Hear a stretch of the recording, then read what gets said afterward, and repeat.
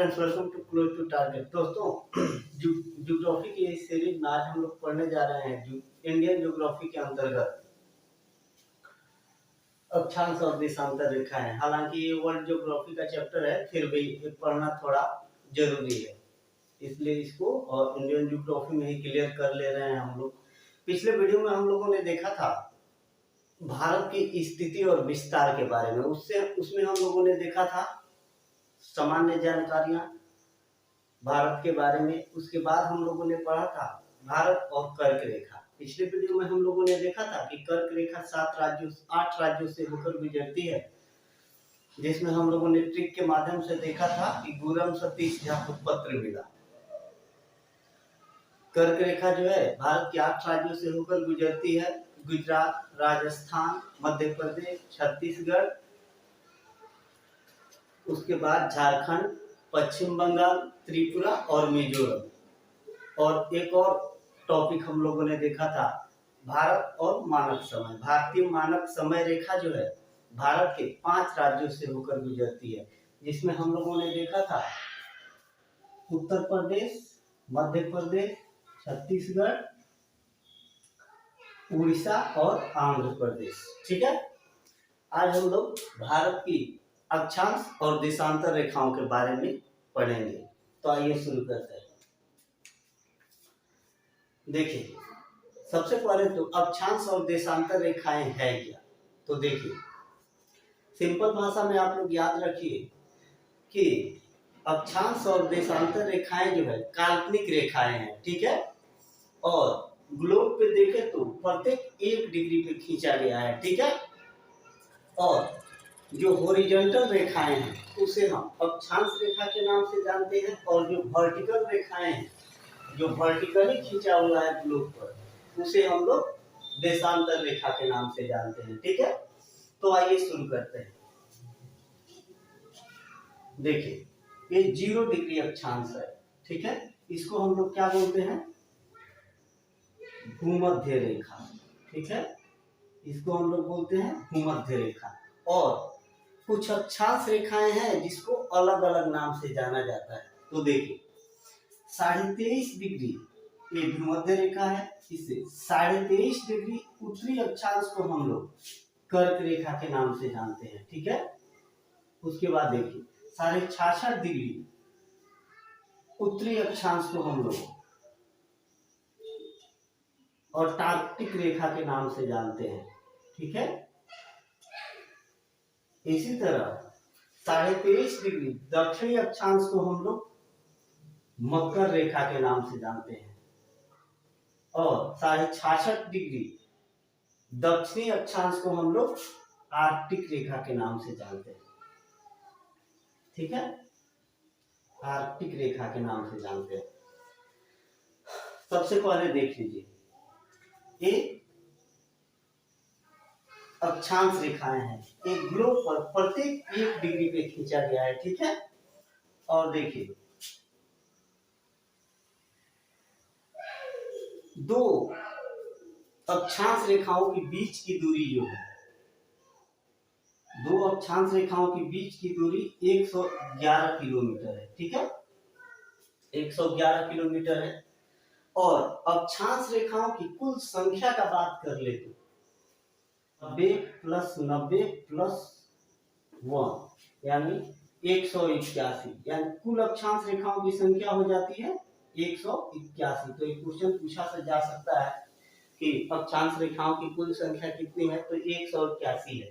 कहीं पे आपको 179 भी देखने को मिलेगा। तो क्यों, तो देखिए, ये जो 0 ध्रुवों पर जो है अक्षांश रेखा की लंबाई डॉट के रूप में हो जाती है, इसलिए दोनों ध्रुवों पर अगर काउंट नहीं किया जाए तो 169 टोटल अक्षांश रेखाएं हो जाती हैं। लेकिन एग्जाम में आएगा आपको 181 पे ही टिक करना है। ठीक है, उसके बाद देखिए, अब देख लेते हैं भारत का अक्षांशीय विस्तार।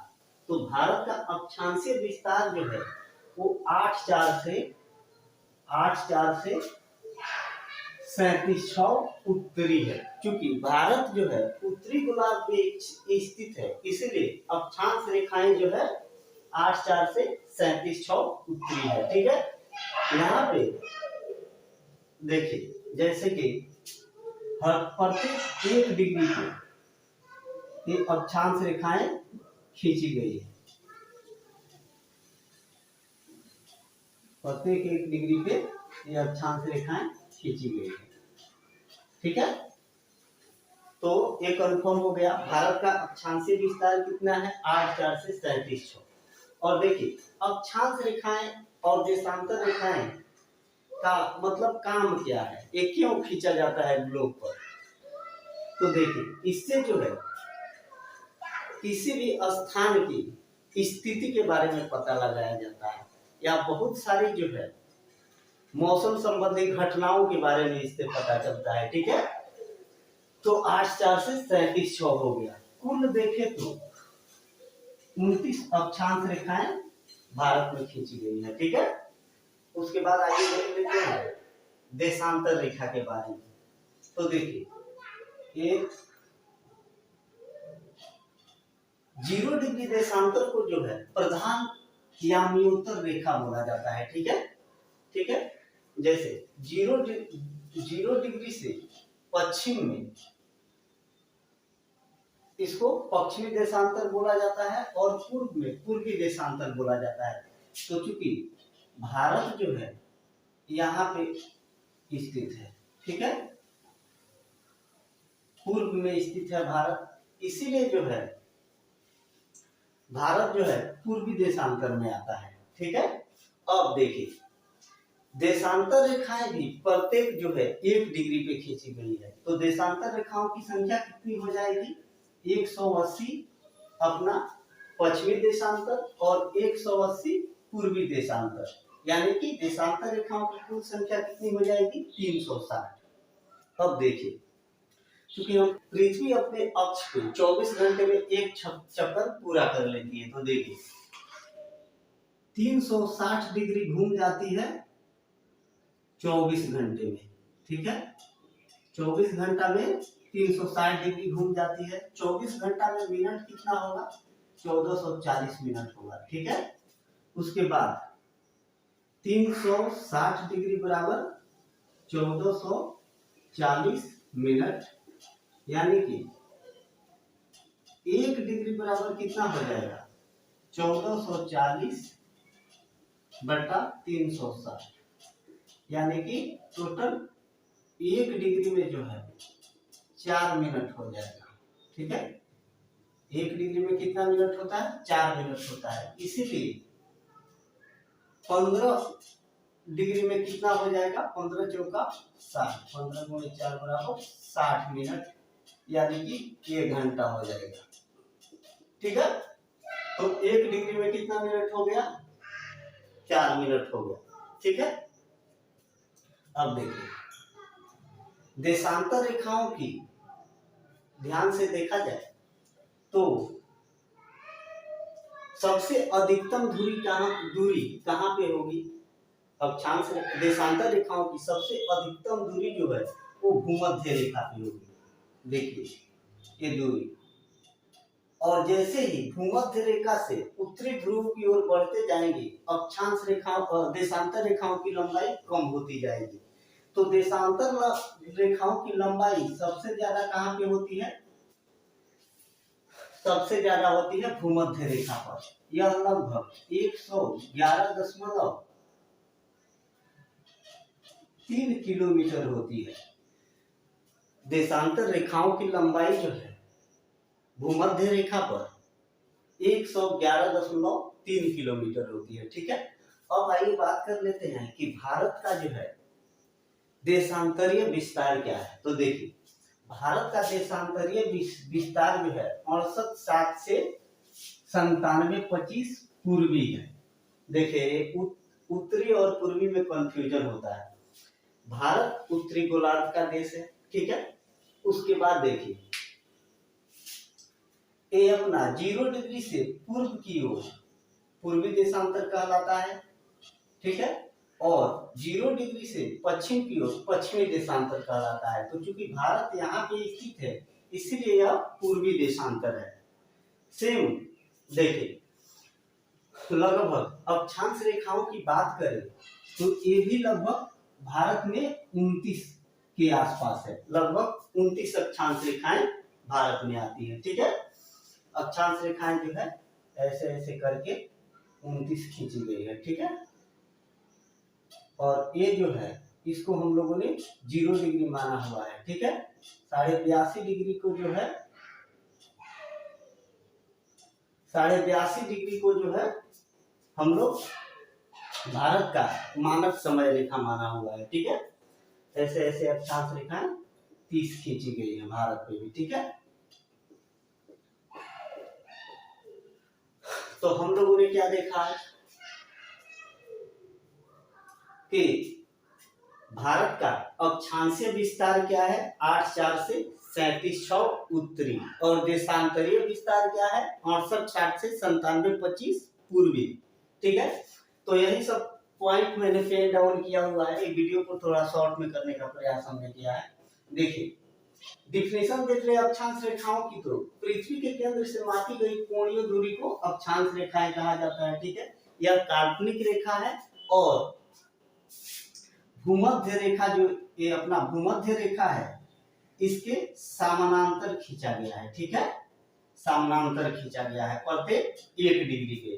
ठीक है, उसके बाद देखिए, भारत का अक्षांशीय विस्तार 8.4 से 37.6 उत्तरी है। भारत का अक्षांशीय विस्तार ये जो है 8.4 से 37.6 उत्तरी है, और देशांतरीय विस्तार जो है कितना है 68.60 से 97.25। उसके बाद हम लोगों ने देखा कि पृथ्वी अपने अक्ष पे 24 घंटा में एक बार घूम जाती है। ठीक है, तो 1 डिग्री 4 मिनट के बराबर होता है। ठीक है, उसके बाद देशांतर रेखा के बारे में देखते हैं।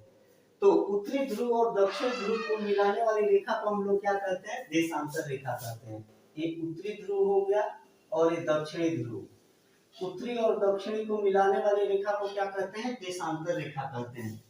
0 डिग्री देशांतर को प्रधान याम्योत्तर रेखा कहा जाता है। ये 0 डिग्री देशांतर जो है इसको प्रधान याम्योत्तर रेखा कहा जाता है, जो कहां से गुजरती है लंदन के ग्रीनविच से होकर गुजरती है। ठीक है, लंदन के ग्रीनविच से होकर गुजरती है। उसके बाद मैंने बताया विषुवत रेखा पर दो देशांतर रेखाओं के बीच की दूरी 113.3 किलोमीटर होती है। ये विषुवत रेखा पर जो है दो देशांतर रेखाओं के बीच की दूरी कितनी होती है 111.3 होती है। ठीक है, उसके बाद संपूर्ण भारत का देशांतरीय विस्तार कितना है 68.60 से 97.25। अब देखिए ध्यान दिया जाए तो इसमें 4 चीजें कॉमन है। क्या क्या कॉमन है, भारत का अक्षांशीय विस्तार 8.4 से 37.6 है, लगभग 29 अक्षांशीय विस्तार है भारत में। ठीक है, उसके बाद देशांतरीय विस्तार देखा जाए तो 68.60 से 97.25 है, ये भी लगभग 29 के बराबर है। ठीक है, 29 के आसपास है अक्षांशीय विस्तार भी। उसके बाद देखिए दो अक्षांशों के बीच की दूरी कितनी है 111 किलोमीटर है, और दो देशांतर रेखाओं के बीच की दूरी विषुवत रेखा पर भी 111.3 किलोमीटर है। तो ये चारों बातें लगभग कॉमन है। ठीक है, ये था आज का क्लास, मैंने शॉर्ट में रखने का इसको प्रयास किया है, और हमको लगता है कि आप लोगों को समझ में भी अच्छा से आया होगा। हम लोगों ने पहले क्या देखा था अक्षांश रेखाएं देखा था। अक्षांश रेखा जो है ये भूमध्य रेखा हो गया। ठीक है, 23.5 डिग्री उत्तरी को हम लोग कर्क रेखा कहते हैं, और 66.5 डिग्री उत्तरी को अटार्कटिक रेखा कहते हैं। सेम 23.5 डिग्री दक्षिणी को हम लोग क्या कहते हैं मकर रेखा कहते हैं, और 66.5 डिग्री दक्षिणी को आर्कटिक रेखा कहते हैं। कुल अक्षांश रेखाओं की संख्या कितना हो गया 90 + 90 + 1। ठीक है, मतलब 181। उसके बाद दो अक्षांश रेखाओं के बीच की दूरी एक पूछा जाता है क्वेश्चन, ध्यान में रखिएगा 111 किलोमीटर है। उसके बाद देशांतर रेखा में हम लोगों ने देखा एक भूमध्य रेखा है, पृथ्वी के ग्लोब पर हर प्रत्येक 1 डिग्री पे जो है देशांतर रेखा खींची गई है। 0 डिग्री देशांतर के पश्चिम भाग को पश्चिमी देशांतर और 0 डिग्री देशांतर के पूर्वी भाग को पूर्वी देशांतर कहते हैं हम लोग। भारत जो है पूर्वी देशांतर में अवस्थित है। भूमध्य रेखा पर देशांतर रेखाओं की लंबाई सबसे ज्यादा होती है। यहाँ पे दो देशांतर रेखाओं के बीच की दूरी 11.3 किलोमीटर होती है, ये भी ध्यान में रखिएगा, ठीक है। उसके बाद कुल देशांतर रेखाओं की संख्या हम लोगों ने क्या देखा, 180 अपना पूर्वी देशांतर, 180 पश्चिमी देशांतर, यानी कि कुल देशांतरों की संख्या कितनी हो गई, 360 हो गई, ठीक है। तो देखिए यहाँ से मेनली प्रश्न क्या आएंगे, आपको मेनली यहाँ से प्रश्न 2-4 देखने को मिल जाएंगे। एक तो भारत का अक्षांशीय विस्तार कितना है, 8/4 से 37/6। देशांतरीय विस्तार कितना है, 68/60 से 97/25 से 2 क्वेश्चन हो गया। उसके बाद देखिए कंफ्यूजन कहाँ पे होता है, ये क्या करेगा आपको एग्जाम में 8/4 और 37/6 ये उत्तरी है ना, उत्तरी और पूर्वी में कंफ्यूजन होता है। तो देखिए मैंने बताया ही ये सब कि 8/4 भारत जो है यहाँ पे देखा जाए तो यहाँ पे स्थित है, तो उत्तरी गोलार्ध में स्थित है, इसीलिए अक्षांश रेखाएं जो होगी, अक्षांश जो होगा वो उत्तरी होगा। क्योंकि यहाँ पे पूर्वी देशांतर में स्थित है भारत, इसलिए देशांतर जो है वो पूर्वी होगा। तो ये ध्यान रखिएगा। आशा करता हूँ कि ये चैप्टर आप लोगों को अच्छा लगा होगा। अगर अच्छा लगा हो तो लाइक और कमेंट जरूर कीजिए। Thank you.